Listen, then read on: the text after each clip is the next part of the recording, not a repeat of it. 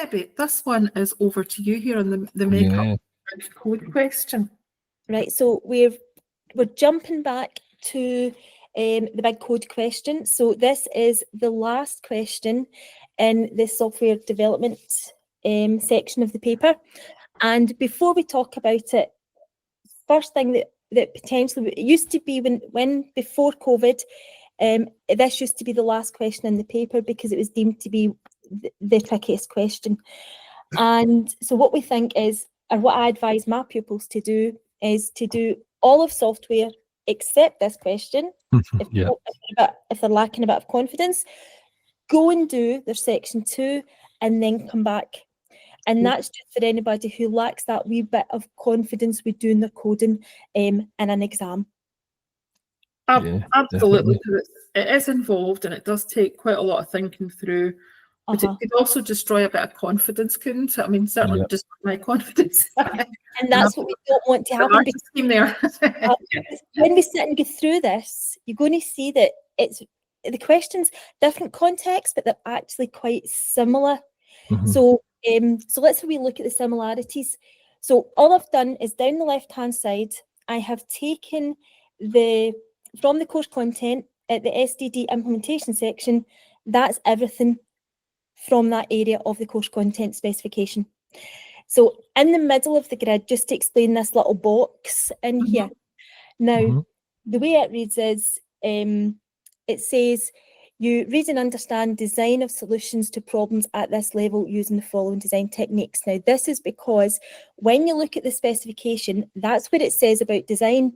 So that you know what pupils actually have to be able to design, you have to come back and look at implementation. So I'm hoping that makes sense. Can I get a wee bit of interaction? Is that making sense? It doesn't list everything you've got to be able to design. You have to come and look at the implementation section so that you know what you have to design. Because I remember when I first looked at it, I was like, so what have they got to design? And then it was like, all right, I get it now. But it just took me a wee bit to get my head around it. So that's in there to remind everyone of that.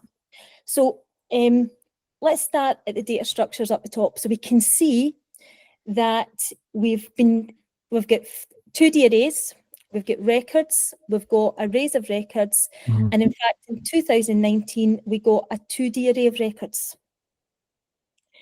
So the last 2 years you can see that X's have been marked in beside records and arrays of records.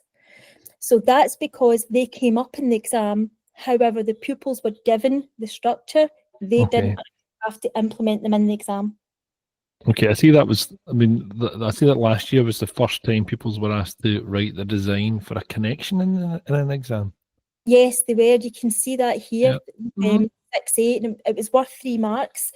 And that was for writing the pseudocode for doing a connection and running the query.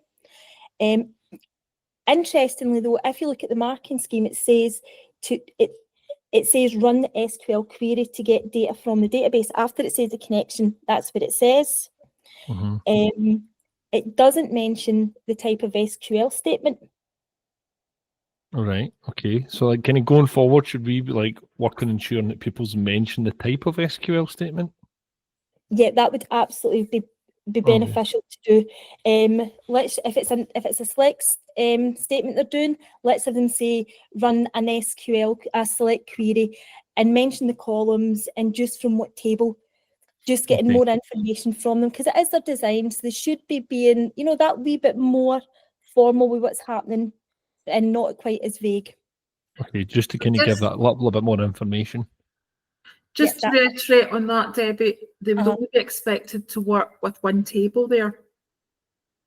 Yes. Right. So because this isn't the database section, yes, they would only ever have one table. Which is kind of like higher knowledge rather than kind of the advanced higher stuff. So it'd be higher, it would be higher knowledge, but with one table. Yep. Okay. Right, got that?